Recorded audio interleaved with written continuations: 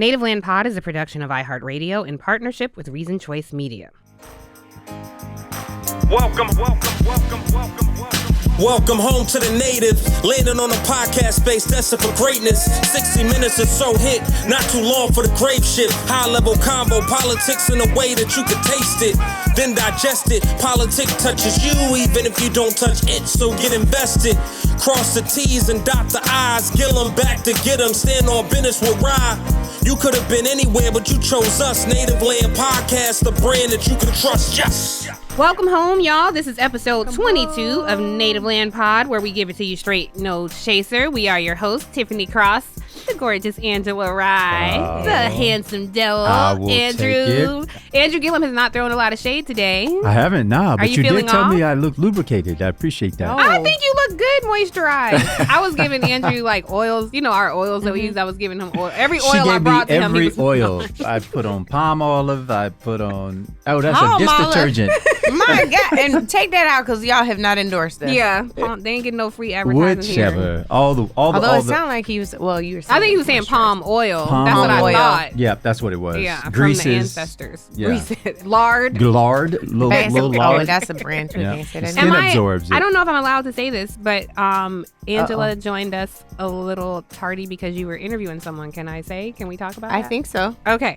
Angela was interviewing the governor of Pennsylvania this morning for the Breakfast Club, which I'm looking forward to tuning into that interview. As you know, Pennsylvania is a swing state. Yeah. Yes. Can you give us anything about the interview? Yes, I had a great question that came from our dear sister, Tiffany Cross, and I got to tie in my favorite sitcom right now, Abbott Elementary. So shout out to you, Tiff, for that question. Shout out to Quincy Brinson and shout out to you for doing the interview. Such a great but show. Anyway, do we know when it's going to air? I hope by the time this podcast drops, I will tell you, Andrew and I were talking on the side, I think he definitely has an it factor that's missing from the bench. Are we able to name check him?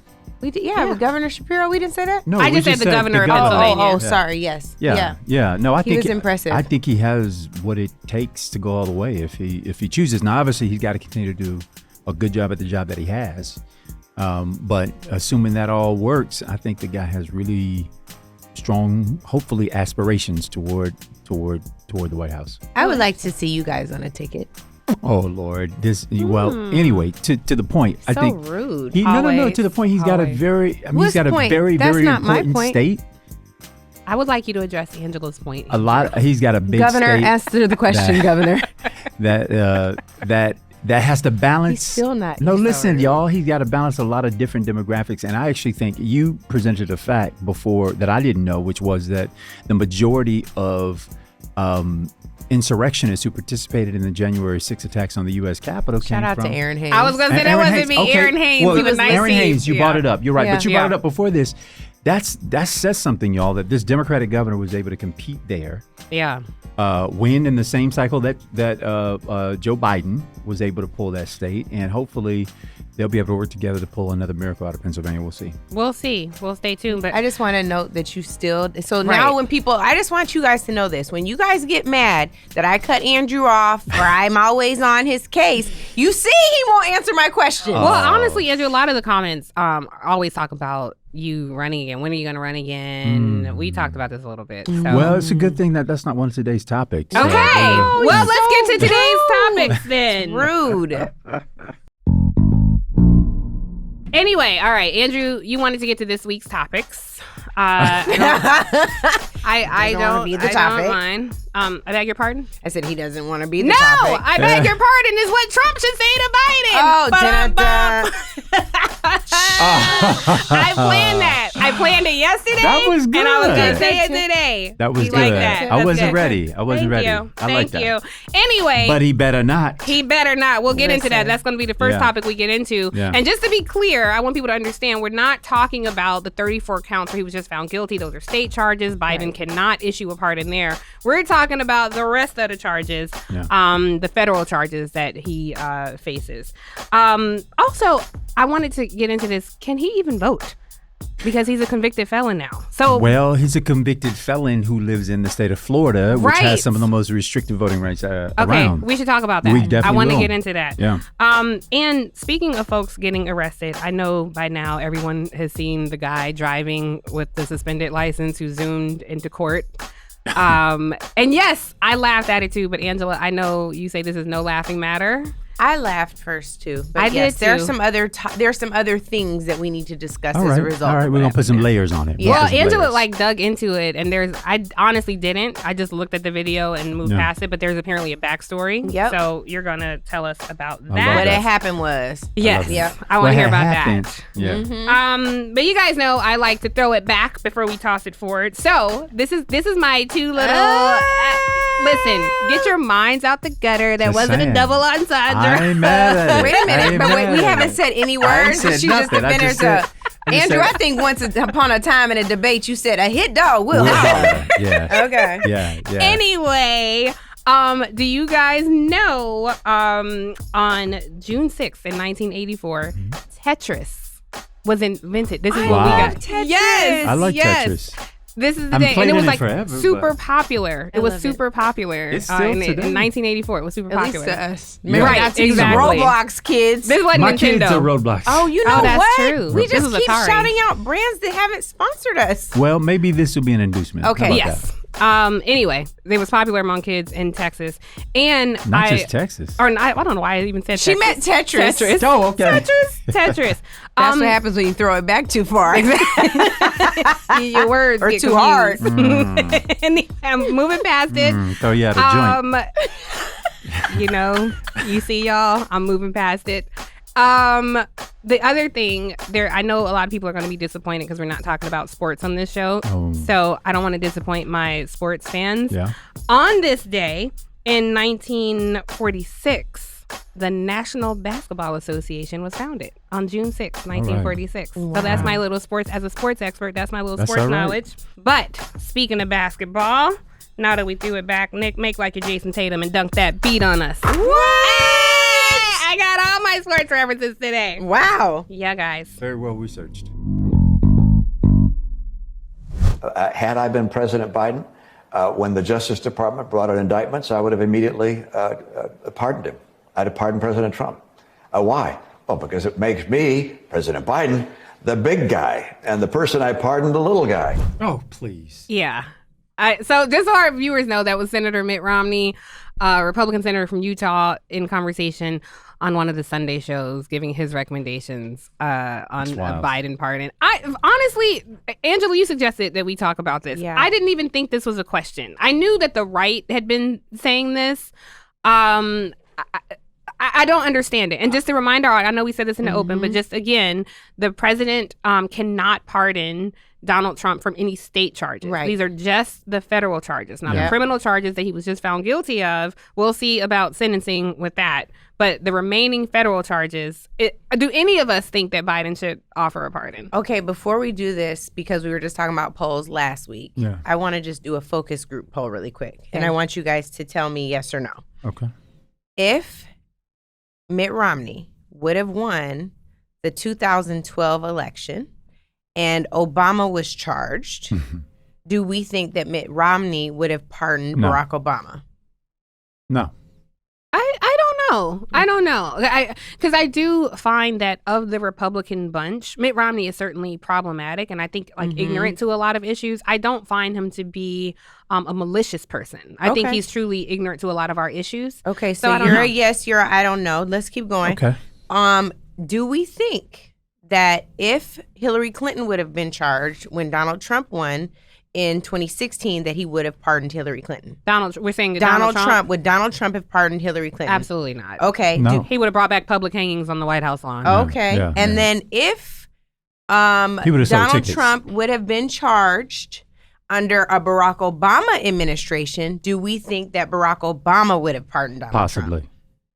Now that is possible. I Possibly. think that's a yes. So You here's say yes. Yeah, I you think didn't he answer. absolutely would have. Yeah. So, this is where I wanted to go. Yeah. Here is my thing and my biggest issue, my biggest gripe right now with the Democratic Party. we do not take hard lines on in the sand for like righteousness. There's still this pull to want to win people over and to demonstrate that we can be the party of civility and the one that galvanizes everyone. And I actually really respect that that's a thing. However, I think there are some moments, like I don't know right now when we're in the middle of a political war, where that has to kind of go by the wayside. I think that what you're seeing mostly from Joe Biden is someone who harkens back to the days where he could sit down and have lunch with Strom Thurmond, right. Where he could, even in the Obama administration, where he could... The beer summit? Yeah, the beer summit, where they could do all these things where they remember... goodness, and they could find something to hang their hats on about why we are great uniters and not dividers. And I think they're constantly trying to prove that at our expense. And that is this is why I think that it is highly likely that Joe Biden would pardon Donald Trump. I follow you and agree with you up to this point, which is that grace, it seems, from Democrats tends to only extend to Republicans. Yes! The same grace that we would extend to a Donald Trump, who is now, hardened as a criminal, we would not extend to Democratic former political leaders or political leaders in the sake of... We know of one. And we can dot this, but I want to dot it a little bit later on as we dive into some of this voting rights stuff. But the grace or the magnanimity of it, right? You can look bigger because you've gotten the smaller guy out. Only seems to apply to folks who are on the politically opposite side. Yeah. And for me, I just feel like you don't dance with the people who brought you to the event. You whisper your favor in their direction, yet you do nothing declarative when you're in the position to make a difference. You don't do anything to make a difference. And so I agree with your point that it's largely going to be Democrats who act in that way. Yeah. And Republicans will act in that way, except only for Republicans. Yes. This is the difference in the two parties is that, Ford would grant Nixon a pardon. But now we're calling on the Democratic president to preemptively one would presume. Because Trump has not asked for this. Well, not only has he not asked, but there's been no trial. Right. So we're already getting out before putting the cart before the horse. But he pardoned people who weren't tried yet. So that's not uncanny I don't disagree with that. I'm just saying, look at the ways in which we are willing to bend ourselves backwards, upside down, recontort in every single way. And guess what? We don't even find it a hard job to do when it comes to doing it for the other side. Well, this wasn't a question on Angela's poll, but would Trump even ask? Would he humble himself to ask? I don't even think that he would. I don't even think it would come across as a humble ask. I think he would be like, in our history, elected leaders are pardoned. This is what should happen. This is what happened with Richard Nixon. He's proactively pardoned. Yeah. So I don't think that it's, I think that in his mind, he can't believe that he was even tried. Yeah. Right? On a Certainly state not level. Found guilty. Certainly not. I think he's threatening us, to be honest with you guys. Earlier this week, he was being interviewed by somebody, and he gave sound like it's a breaking point, about him potentially serving jail time, which, yes, I agree. Like, how would a former president serve jail time? Easily. Well, but yes, but like the Secret Service would have to go. Everybody rotate would in have, and out every 9 or 12 hours. His prison sentence would be a lot more comfortable than most of the prison population in this country. But I think, to me, I don't take these things as hyperbolic. No. I think that is a whistle to his followers of, if they try to send me to jail, y'all know what to do. And that is something that's very concerning. He also he said it about house arrest. He was like, my followers will not even they won't appreciate me being put on house arrest. I don't know if we have that sound, but then how do we have a system that is supposedly treating all men, women equal under law? Right? That's what everyone is espousing, including Mitt Romney. We're all equal under the law, except when it comes to, and the judge even did this, I have to say, and it was a disappointing day when I heard him say it. Like, you keep going against my gag order, but it is troubling to me. It brings me great pain to have to consider putting you in jail as a consequence. Now, if you or I had done it, it would have been a completely different story. And I understand the dynamics of a former president, but the truth of the matter is when we make these kinds of exceptions, it's like completely erasing the idea that all men are supposed to be held equal and just under the law. And I just finally say, that there are other countries. We're supposed to be the beacon of democracies around the world. There are other countries who are not given that same credit of being beacons of democracy, who have done better with reckoning with their political leaders than we have. Take even Netanyahu, who we know is going to be now invited to speak before the Congress. Mm-hmm. He has been found guilty. He has gone before courts of law. He has been prosecuted. You don't see the Israeli people throwing their bodies on the ground saying, no, you can't take him. I just, as advanced as we like to think we are as a country, moments like this remind me of what a throwback we are. We thought we threw off the yokes of a divine ruler and a king in King George. Yeah. But this, to me, harkens back to the divineness of a ruler. That you can sort of window dress like they can be equally accountable, but in reality, of course, we can't put them in a prison. Of course, we can't strip them of this. Of course, you've got Ron DeSantis willing to turn over the goddamn state to make sure this man can vote. Yeah. Of course, we can't have a president not be able to vote for themselves. You cannot have it both ways. Mm-hmm. President Biden cannot have it both ways. And I'm not even saying he's considering this, but if he is, I bet he just is.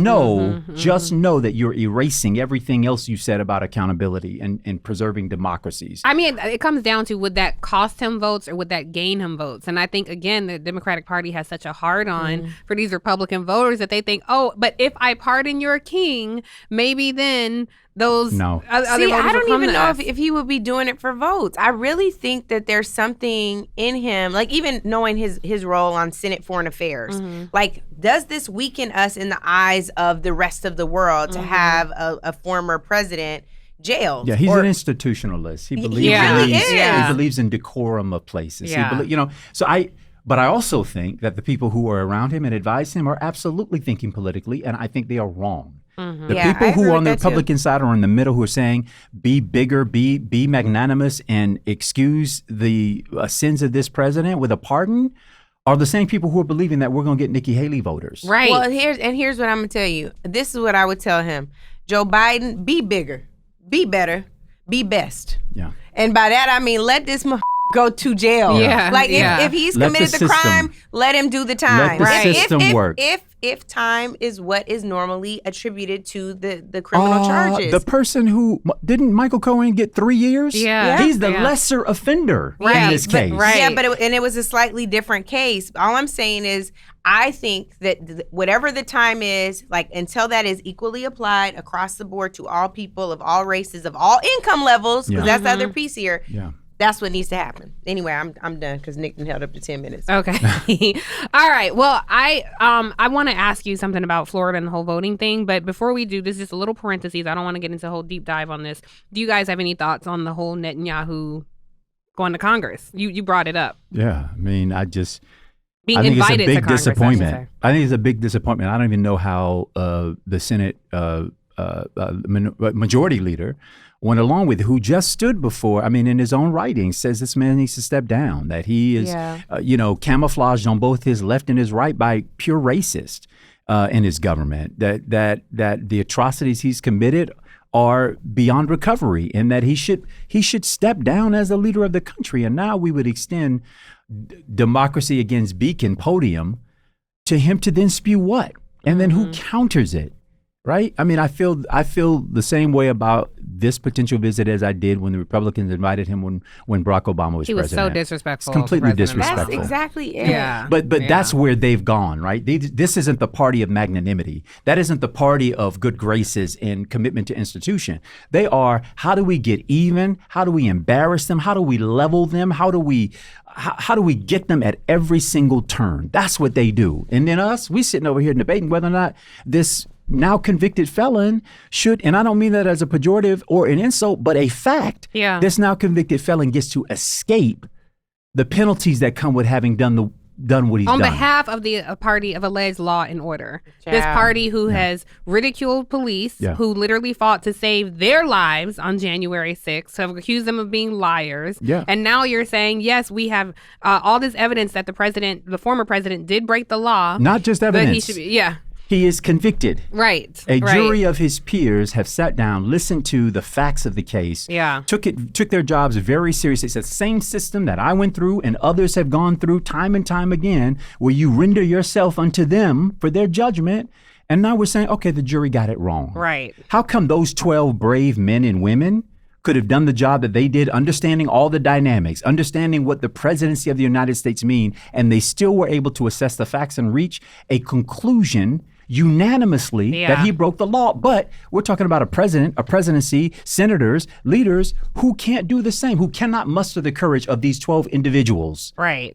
Well, to do what they have to do. I have a question for you, Angela, as our resident attorney. What when is sentencing? July 11th. 7-11. 7-11. Even back You better roll Joe. them dice. Better roll them dice, bro. Also, my goddaughter's birthday. Shout out to Keek. Also, 3 days before the nominating? 3 days before the nominating of the Republican Party nominee for president? Wow. The irony just writes itself. Yeah. Legally, I guess we know the answer. Can he vote in Florida? Because apparently, Governor DeSantis is trying to create all kinds of new rules, policies that nobody has ever heard of before. This is his statement. Florida Governor Ron DeSantis says he'll make sure Donald Trump can vote in his home state this November despite his felony convictions.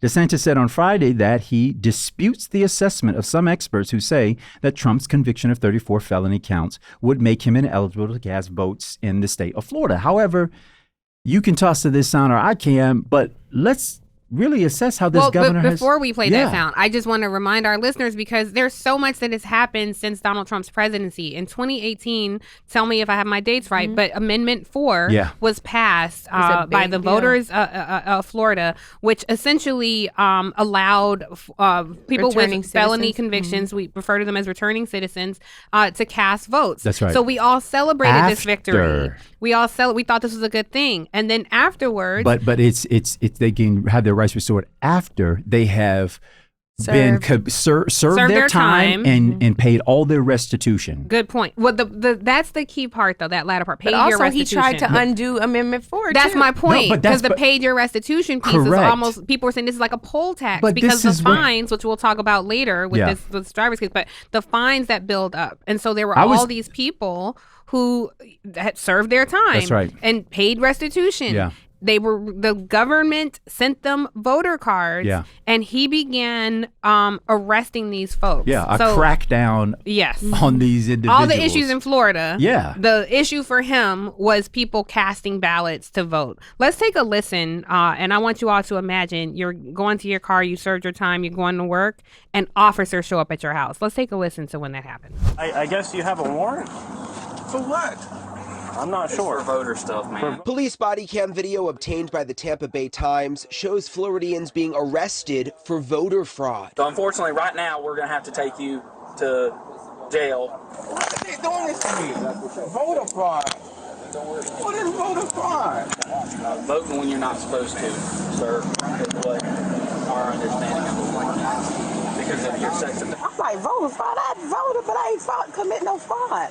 Well, so that's the thing. I don't know exactly what happened with it, but you do have a warrant. That's what it's for. Okay. Oh, my God. So that is a video that was obtained by the Tampa Bay Times from August of 2022. 2 a.m. in the morning, banging on, knocking down practically elderly, people's doors, black women, young men, to tell them that they don't have the right to vote.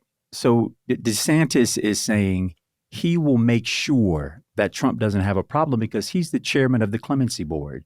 Right now in the state of Florida, as a result of, and prior to Amendment 4, the operating rule is, in order to get your rights restored as a former felon, you must go before the governor and beg your heart out before he and his 3-member cabinet to say, can we vote? Can you please restore my rights? I did this 30 years ago, and since that time, I've been productive and going to church. And a member of the cabinet had the nerve to say, how often have you gone to church as a follow-up? So these are the kinds of insulting and dehumanizing kind of things that people get put before the clemency board. And he says, I'm going to make sure that the clemency board clears it so that there's no dispute that Donald Trump has his rights. And basically what that means is they are going to jump before any sentencing and anything else to say, Donald Trump, this individual, will have his rights in the state of Florida. Mind you, the clemency waiting list to get before the governor to ask for your rights to be restored is almost a decade long. Wow. So he's going to leapfrog the process, yeah, have his rights restored by this governor. And this is a governor who has made his mark in the state of Florida by taking people's rights away. Well, if we can just, go ahead, Angela. Just a quick question. I think one of the things that's fascinating to me here is he's been convicted, but not yet sentenced in New York. So I'm fascinated to understand how Ron DeSantis would grant him clemency in Florida, or if it's just a clemency like an umbrella so that he could at least vote there. That's what I'm curious about, because they're not universal. If you have to mark like on an application, even for a job, your felony is a universal. But how does it work when we're talking about someone granting clemency in a state where you can't be pardoned for a crime that was committed in another state? No, he can't pardon him, but because he is the clemency board, by and large, he and the 3 members of the cabinet, they can apply whatever lens they want to. He's trying to remake the law, however. How they have applied the law up to this point is not how it is being applied in the case of Donald Trump. And I just, for him to be willing to go, backwards, bent over for a person who hasn't waited, who had made application for it, he simply said, they're talking about a rigged system. Now that's a rigged system there. That's a rigged system. It's no secret that I do not enjoy talking about Trump. And I think this is one of the dangers in centering him in this conversation, because he is one individual and I just don't really care if he votes or not, honestly. There are laws in 48 states which ban returning citizens from voting. To me, that's the bigger conversation. Agreed. Florida leads the nation in sheer numbers of people who do that at the hands of Ron DeSantis. In 2022, as of 2022, it's 4.4 million Americans who are disenfranchised because of former felony conviction. 1 in every 19 Black voters are impacted by this. In 2 states, Alabama and Tennessee, more than 8% of the adult population, that's 1 of every 13 adults, are disenfranchised by this. When we focus on Trump, then I think, and that's what the media does, we miss all the other things. I actually think the opposite. By focusing on Trump, their argument that he is being bludgeoned by a system that is unfair, that is going after him, that creates 2 systems of justice, one that punishes Republicans and Donald Trump, and presumably the other system that lets everybody else walk free, is a blatant lie. If you look at it, nobody gets to leapfrog the process in Florida as it relates to getting your rights restored. Nobody is singling out the millions of people who you are talking about who are experiencing this already. In my belief, I think that system of taking people's rights away in this way is corrupt. And it disproportionately affects many of the folks that we know and care about in the communities we care about. So essentially, none of that applies to him in this case.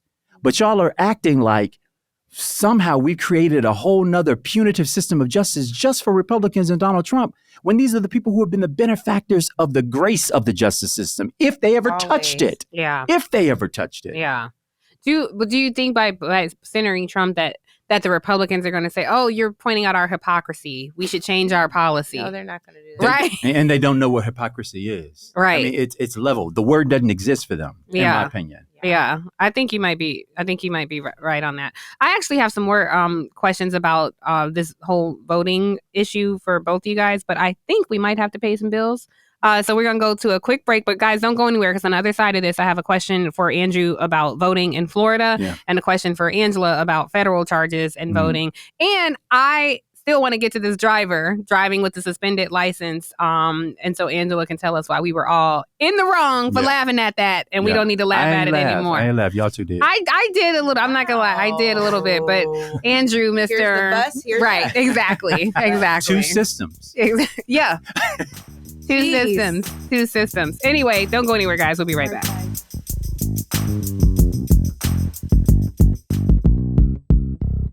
All right, welcome back, everybody. We're still talking about this whole, I would say, epidemic of people being disenfranchised with voting. So I guess my question is, I think that's a really, I hadn't considered that question that you asked, because this was a charge out of New York.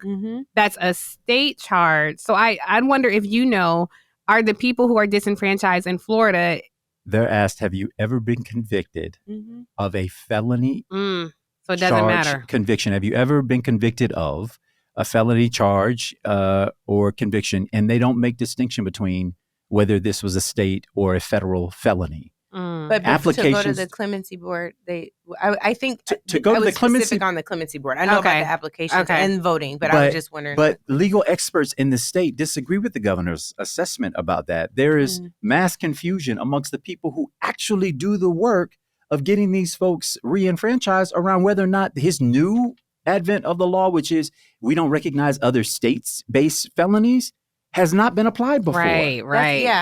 That's why I was curious. I'm like, is there precedent? No, for this? there is no precedence. And you have the leading groups in the state saying, we don't even know where this came from. There's no history in the state of Florida of this having happened. I'm just scrolling real quick so I can actually get a quotable here. But while you're scrolling, I just want to give a quick shout out to Desmond Meade, yes. Who does amazing work in Florida. If you're not familiar with him, get into him. But he was a big champion of Amendment 4. He is a returning citizen. I believe he earned his law degree while he was in prison. But there are people doing amazing work on this issue. We've talked a lot about Marilyn Mosby on this show.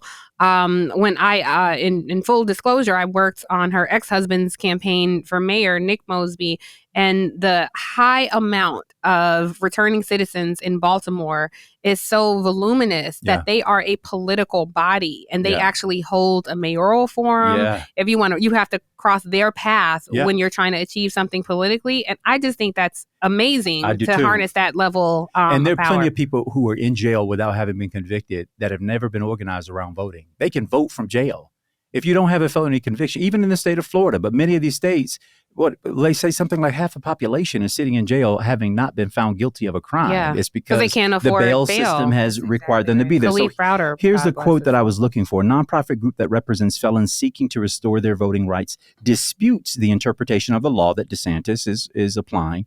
That group, the Florida Justice Center, associated with Desmond Meade, noted that the relevant Florida statute and the state constitution provisions do not make, quote, any such statement or distinction regarding out-of-state convictions. There's nothing in the state constitution or statutes. He's reinventing the law. Of course they are, and it will be unchallenged, and it will be applied in this case. So, there are two systems of justice. That was Trump's and everybody else's. That was my point around clemency. It is not normal to be able to take a clemency petition before a governor where the crime has not been committed in that state. That's why I was like, what clemency is he going to offer? It's not a commutation of a sentence. It's not a pardon. So is it just forgiveness to be able to vote there? Sounds like that's what he's going to do. Forgiving the legalese, they have one objective, and they really don't care what the method is for getting there. They will find their way there, and it will be unchallenged.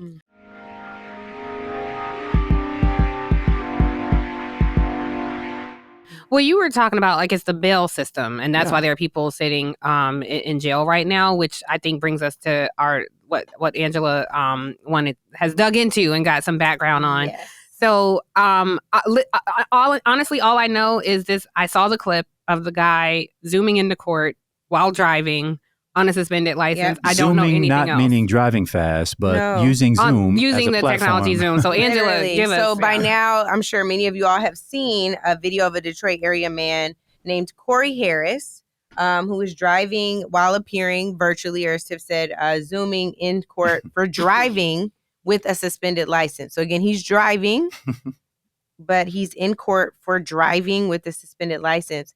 So let's take a listen now to the viral clip. It's pretty viral now, of Judge Cedric Simpson's reaction. Court calls case People versus Corey Harris. Assistant Public Defender Natalie Tate for Mr. Harris, who should be present via Zoom. Mr. Harris, are you driving?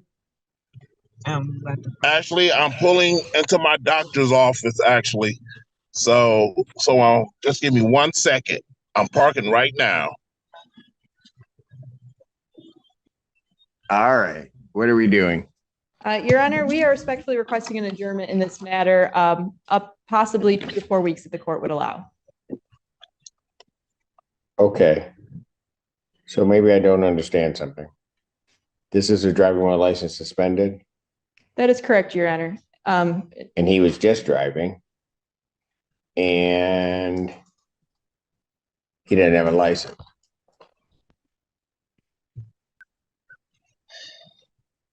I don't even know why he would do that. So defendant's bond is revoked in this matter. Defendant is to turn himself into the Washington County Jail by 6 p.m. today. Failure to turn himself in will result in a bench warrant with no bond. So, when you look at this, I'm going to be honest with y'all. I sent this clip to Leonard and I was like, this clearly needs to be your donkey of the day tomorrow. And I sent it last week. And I don't remember what our conversation was as we prepped for even just our evergreen segments and all of that. But there was something that made me say, there's something deeper about this when we think about this man's reaction. If you're driving to the doctor's office, that probably means there's no other way. You probably can't afford an Uber. I looked into this case and his suspension, his driver's license suspension, was actually tied to a child support case in 2022. In January 2022, a judge ordered that suspension be lifted to allow him to drive again. So actually, it was from 2020. The judge lifted it in 2022. The license suspension was revoked in January of 2022. It was filed with the state government, and for whatever, there was some clearance paperwork that didn't get handled, so it was never lifted. So he had his license restored, but it was never lifted.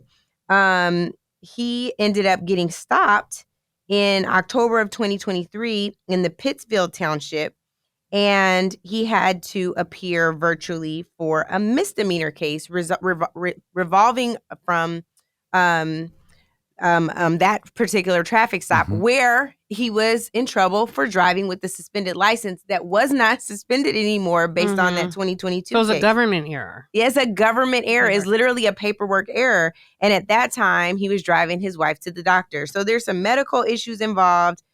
Fast forward to anybody you know in your life who's ever been driving with a suspended license or whose license got suspended. It is 9 times out of 10 a financial issue.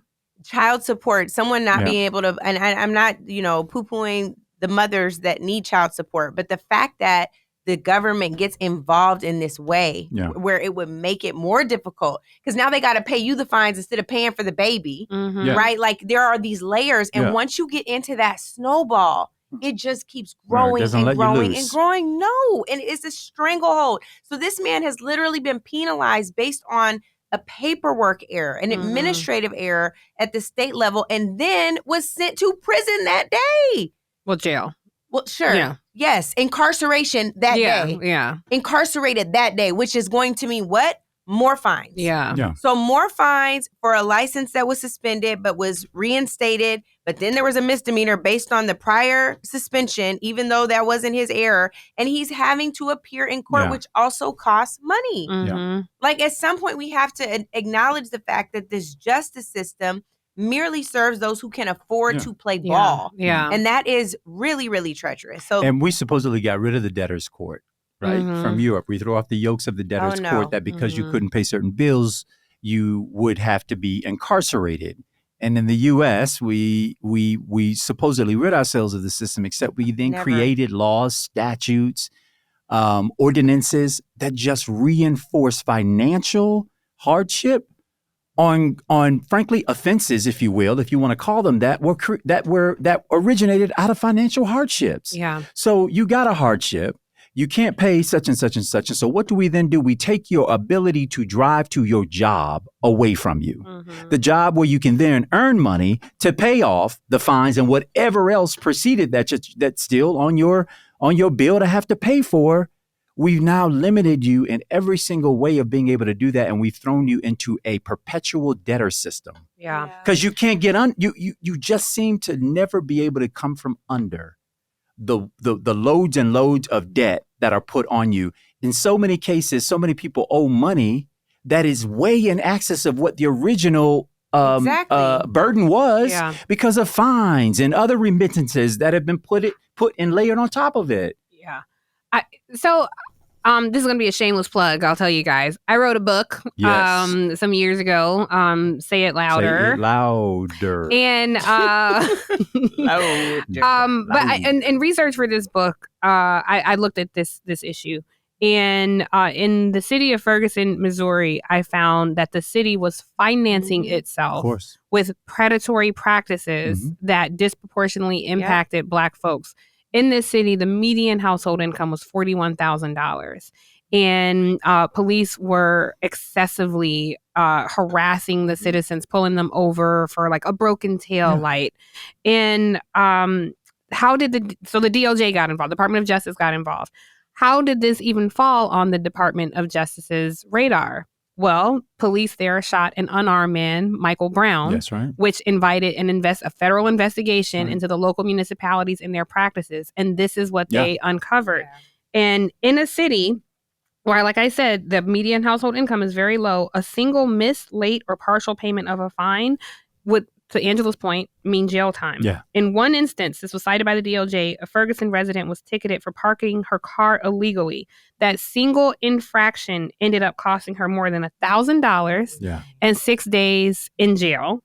Payments from these types of encounters in Ferguson, they were so aggressively that outstanding fines and fees made up 1/5 of Ferguson's entire revenue base. That was an 80% increase over just 2 years prior. Black folks were funding a system that was oppressing them. Now, y'all know Ferguson is not specific to that. No, it's anywhere in America. Everywhere across this country, there are cities just like this where you're impacted by this. I have driven on a suspended license before. My mother has driven on a suspended. She's gonna kill me, but this is when we were little. But she has driven on a suspended license before. I got a boot on my car before in DC for these tickets. Got to get the boot removed. Then you got to pay the original ticket fine. And the storage fee when they towed your car. Exactly. Right. And these kind of fees can compound. And this is just me going through this. You imagine a single mother with 2 kids. Kids want to go on a field trip to cost, $100 or whatever. It's really sad to see the way this goes, and it's even sadder why this fell on our radar. So I really love that you did this, Angela, because I laughed when I saw this guy, and now you hear the story, and it's like, but his license, it was a government error. It was his license, error. And the other thing that I think is significant, because we try to do a good job on this show of telling people how to solve for things. Michigan does have a program called Road to Restoration, where they address these challenges, where they help people, if their licenses have been suspended, how to get back, on their feet. And I think those are the kinds of services. And is it a nonprofit? No, it's a part of it's actually a government program. These are the kinds of programs that we need to have in place all over the country to ensure that we rectify and right these wrongs. Ferguson is not alone, to your point. And by the way, there are local ordinances that they could adopt that removes this burden in the first place. Take, for instance, in most downtowns, whether it is as obvious as a government error in trying to get his situation cured, in most downtowns where courthouses exist, they know that if they had done a parking study, that they supply 1/10 of the parking that is demanded in that area. And then you expect these folks to show up, be there on time, leave their jobs, be able to park, come into the courthouse, do their business, get back out and get back to work, except that you know that you have invited them into an environment where only 1/10 of the parking is available for the demand that is had. So you got parking restrictions in a place that you cannot possibly facilitate the demand that you're inviting into it.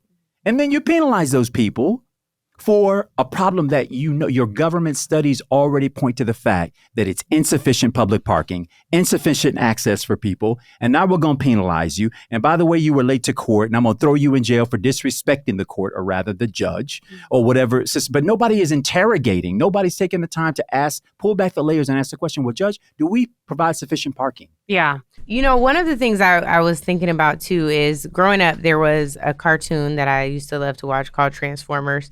More than meets the eye. More than meets the eye. And that is normally the case on these issues. We are led to believe in media, in print, on air, that if someone is said to be guilty, then they're guilty, and there's no other nuance, no other texture, no other context offered. And I think this case is a prime example of this. When you just watch that video, you're like, I agree with this judge. How dumb can this man be? You have no idea all of the things that are there. But I thought of you, Tiff, because the media bias is real, and I had to check my own self on this particular case. But the people who played the clip, like as journalists, I think they owe us viewers, to tell us the whole complete story. And don't. Every single major network did it. Right. Yeah. So eager to go viral. So eager to go viral. Yeah. That's it, man. Every time. We have not heard from the viewers yet. So I want to hear exactly. So we're going to take a quick break. Don't go anywhere, guys, because right after this break is you coming up next. So we'll be right back.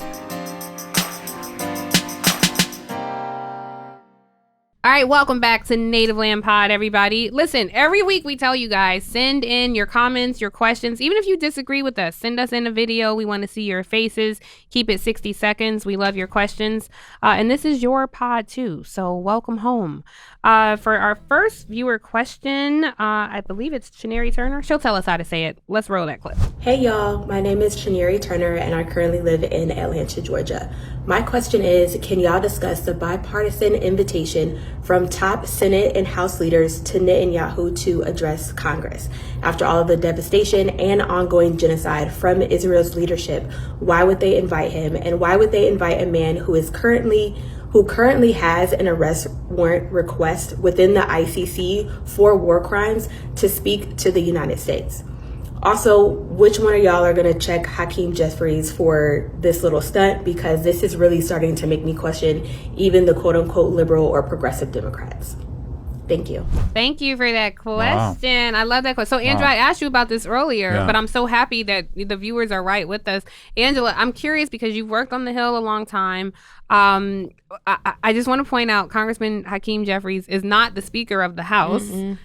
He's in the minority, but I quite honestly haven't followed this particular story closely. I do not believe that he invited Netanyahu. He did. He joined in the letter. You know what I think is so tough? And shout out to Hakeem because that is my friend too. I don't know that you become Speaker of the House when Democrats get the majority without the support of AIPAC. Right now, as it currently stands in our in the oversized, just frankly, the oversized role that they play in our body politic. I also don't know that you get the support, even if you don't get a donation from them, if you don't demonstrate an unwavering support to Israel having a right to defend itself. I don't know, though, that you have to invite Benjamin Netanyahu to speak before a joint session of Congress, especially given his very blatantly racist history coming to speak when Barack Obama did not invite him. So I don't know what this approach is. I think more than checking, I come to this with curiosity, and my question is just why? Mm-hmm. What do you stand to gain here, given the fact that this is such a treacherous, bloody, deadly war that's happening on our watch? And, are you okay with taking the posture that you're taking, when history looks back on this 20 years from now? Was it worth it? And his calculus may be that it was worth it, Yeah. And it's hard. I think that he is put in a precarious position. There are a lot of people who look like us who, rise through the ranks to become CEOs of major corporations or to be heads of trade associations or to be leaders in the party. And they have to make a lot of concessions that I don't think I could. Right. Or trade-offs and some things you want, and you have to determine how deep you want to stand in it. Oh, that's exactly what I mean by the concessions. Yeah. And I think for him, he's probably trying to eliminate, whether we agree with it or not, I think he's probably trying to eliminate ciphers that can show up in the November election and cost him seats. So trying not to make an issue an issue. So if the Jewish caucus and those on the Democratic side and the moderate wing of the party, frankly, it's the mainstream of the party because it's what the president also stands for, what he says. We were undeniably stand next to our ally Israel and their right to defend themselves, and they even rejected the criminal, the war crimes tribunal that has accused Netanyahu and his government of crimes against humanity and as they assuage this war. But Hakeem does have a difficult job, and I just think we have to be careful what our expectations are of our leaders in any specific moment when we're thinking about the road to the bigger win. And I think the bigger win he's looking toward is trying to become Speaker of the House, not for the sake of him being Speaker, but so that the Democratic Party's values and positions have the ability to be, to carry the day. And right now they can't. Here's the one thing that I say that's interesting, and I think this is a perfect example of what he faces. There were 4 leaders who signed on to that letter. Mike Johnson, who is the Speaker, Chuck Schumer, who is the Majority Leader. In the Senate. Yes. A Democrat yes, from New York. Yes. And Jewish. Who called for Netanyahu to step down. And he's also Jewish. And Mitch McConnell and Hakeem. And Mitch McConnell's still alive? Yes. He has a pulse. And here's the thing. The person who we've spent like the vast majority amount of time on this is talking about Hakeem. He is going to be under the microscope, in the fishbowl, on these issues at every turn because of his role, because of his age, and certainly because of his race. And I think those are the calculations he constantly has to make. It is not fair. And as my friend, I do not agree with this one, right? But I'm just saying it is remarkable how much more pressure is on them. When Mr. Clyburn was whipped, there was remarkably, like if there was a close vote or a lost vote, he was whipped. But also, there's a whole other leadership. There was a majority leader, Steny Hoyer. There was a speaker, Nancy Pelosi, but it would always fall on Mr. Clyburn. And I think that's, I think my challenge here, and I know we're coming up on time, so I'll be quick. I think as Black people, who know firsthand what it's like to be an oppressed people. And if you're making political calculations in the face of 40,000 plus dead, mostly women and children, it's hard to reconcile those two things. Is your political ambition worth this calculation? I have known the Jeffries family like you for a long time, have always found the entire family to be upstanding individuals. And listen, when Congressman Hakeem Jeffries made his way to Congress, it was a joyous occasion. I mean, he still does like Congressman on the corner in Brooklyn. He, we know him, he reflects us. That does not absolve you from accountability and responsibility and criticism. And so we are right to say, hey, you're getting this one wrong. And I think to the entire House, really, House and Senate, but to the Congressional Black Caucus, who has always worn the banner as the conscience of the Congress. It's hard to stand with you guys on this one. It's hard. They're not all standing together on this either. Well, that's fair. That's fair. But also, to the members who, traffic in that space, I don't like it. So I interpret this. I interpret this less as an endorsement of Netanyahu being able to speak and more of a how do I take this issue off the table? I think not make it controversial. How do we just make this a regular order and keep it moving? Now, whether or not we receive it as that is another thing. That's right. Yeah. That's the part. And that's as somebody who ran for office, I think you have a different lens. Yeah, I think it's far beyond his individual ambition. I think it has a lot more to do with the party is standing and where it wants to be on November 6th. Yeah. All right. Well, Shaneri, I hope that answered your question. You guys, please keep sending in your videos, your comments. We love hearing from you. This is your podcast too. So welcome home to y'all. We love having a seat at the table here with you guys. Okay. We have another question that I want to get to. Darren Keith. Darren, what you talking about? What is going on, good people over at Native Land Pod? Darren Keith here from Florida. I've got a quick question for Tiffany. You say that you read 8 newspapers a day. So my 2 questions is, number 1, which newspapers that you read every day? And number 2, do you have the paper edition or is it digital or do you have both? And if you can list them, I would truly appreciate it. Again, I appreciate you 3. You all are the best. If I had any siblings, I'm an only child, but if I did have any siblings, you 3 would definitely be my brother and sister. Chosen so family. Take it easy. We love it. We love it. Love to all of you. Peace. We love it. We love you. I love Darren. That is so. You are our brother, Darren. You are our brother. He is our brother. brother. Can I just tell family. you? Yeah. I feel like he might work for the tree conservationist, and he's trying to see that you really reading 8 newspaper copies a day, and he's about to protest your ass. Yes. Oh, my He tried to bait us with that sibling, moment. So I actually am all digital, but it was a hard fight for me because when I first started out in newsrooms, there were hard papers there. So it took a while for me to convert to digital papers. But I will be really quickly because we're coming up on time. I have a whole morning routine. So I always start out with the Times, New York Times. I read cover to cover. I try not to skip. I do skip a lot of Trump stuff in transparency, but I know That's my colleagues will keep me. Well, it's normally A1 above the fold. It is true. And then after the Times, I go to the Post. The Washington Post, and I read those are the 2 that I read cover to cover. After those 2, they're pretty heady. So then after that, I read The Atlantic, not cover to cover, but usually on the digital page of The Atlantic, they'll do like throwback articles that are still very relevant. It's not always so political. It's just interesting things. After that, I go to Al Jazeera English because I like to get a global perspective. BBC, to a lesser degree, they tend to skew a little conservative sometimes. Vox is great. They do deep dives into the things that are not always political, but sometimes they are. The Hill, I do The Hill to see if there's anything interesting happening on The Hill. They also have little segments on The Hill. The Economist has some good reads. And then I try to read a local paper. These are I made switch, but I typically read the Atlanta Journal-Constitution, AJC. Sometimes I read the Dallas Morning News. Sometimes I'll do the Chicago Sun-Times.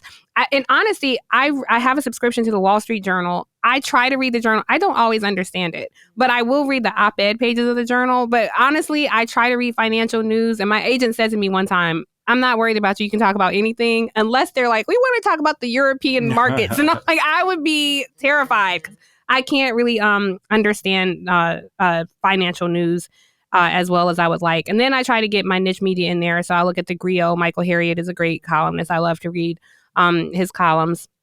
And I think that's about it. But these things change. I rarely read political. Sometimes I'll do Axios if they have something interesting, but I don't do that every morning. I could skip it. So I don't know. That may have been more than 8, may have been less than 8. But typically, sometimes it could be 10. Sometimes it could be 6. But I have a pretty, I hope, eclectic news diet. And thank you for that question. It's digital. I appreciate the question. I'm waiting for the Seattle papers. I do not read Seattle. I do read LA Times sometimes. Oh, but just because I do feel like the West Coast gets left out of a lot of coverage. Tiff. Because the East, it's all headquartered on the East Coast, and you don't hear a lot about things, or if you do, it's from like a very East Coast perspective. Especially when Karen Bass was running for mayor, I was like, wow, we need to have more of that. So anyway, I hope that answers your question. I'm sure I've left things out, but he didn't ask me, but local papers. I don't know how you view local. Well, I said I read.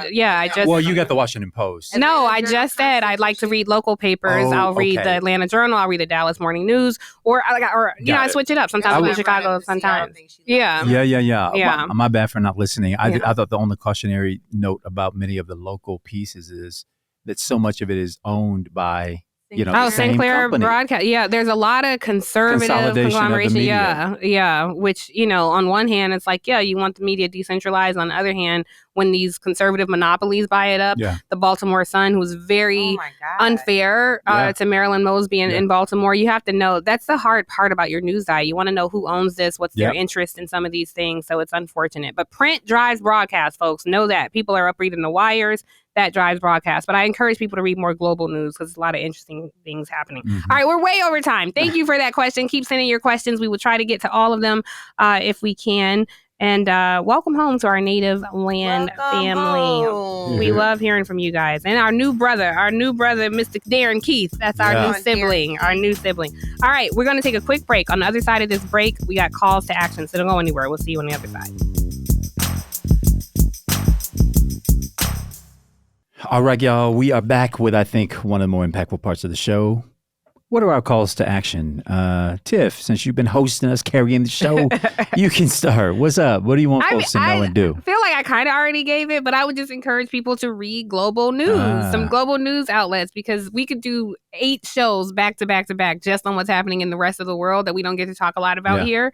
So that would be my call to action. Right, get off Instagram and, read some global news. Some primary sources, huh? Yeah, exactly. There's a thought. Mine is different this week. I am really struggling just with my own self on how to encourage people to get out and vote in an election that is as treacherous as this one is, when folks are feeling so torn and emotional about it. And so there was a question that came up in the interview with Governor Shapiro, who said that he was, all the way aligned with President Biden. And I think we do spend a lot of time talking about what is wrong with Donald Trump and not a lot of time talking about what is right with the Biden Harris ticket. And so my call to action would be, go, if you're someone who knows who you're voting for and why, and it's the Biden Harris ticket, go and tell people proactively what they've done that you are proud of, that you align with, that makes you want to go out and support them. And my obligation will be to come back to you all and tell you why I'm going to do that next week. Can they tell us? Yeah, I would put it on a video. Yeah, I would love for tell them us to do that. why you're voting for who you're voting for. Yeah, I love that. I do too. So in the wake of the Trump convictions and his establishment as a felon, I just want to caution us, particularly on the left, against making the term felon a pejorative and sort of turning this thing into some sort of insult against people who have had felony charges. I think we might be trying to insult him and inadvertently creating common cause between him and other people. And as we've said before in other shows, there's no common cause in these experiences. With the exception of the fact that he doesn't think he should have one, which may be what we all share. Many of us share that you shouldn't have one either. But his experience, the way he's navigated, again, he's only turned against this system because it's expedient for him. But this is the same system that has protected him for decades, his father for decades. And so just want to caution us around our language that in our effort to insult him, to diminish him, that we be careful not to really be harmful to a lot of people in our community by coalescing the two of them together. They're not the same. The experiences are not the same, and we're not forever measured by our worst days. Well, before we end the show, I want to remind everyone to leave us a review and subscribe to Native Land Pod. We are available on all platforms and YouTube. New episodes drop every single Thursday. You can also follow us on social media. We are Angela Rye, Andrew Gillum, and Tiffany Cross. Welcome home, y'all. Welcome there are home. 152 days until Election Day. It's not enough. Thank you for joining the natives. Intentional with the info on all of the latest. Rye, Gillum, and Cross connected to the statements that you leave on our socials. Thank you sincerely for the patience. Reason for your choice is clear. We're so grateful. Took the oath to execute roles. Yeah, faithful. Preserve, defend, and protect the truth, even if painful. Welcome home to all of the natives. We thank you. Welcome home, y'all. What's Welcome up, home. sis?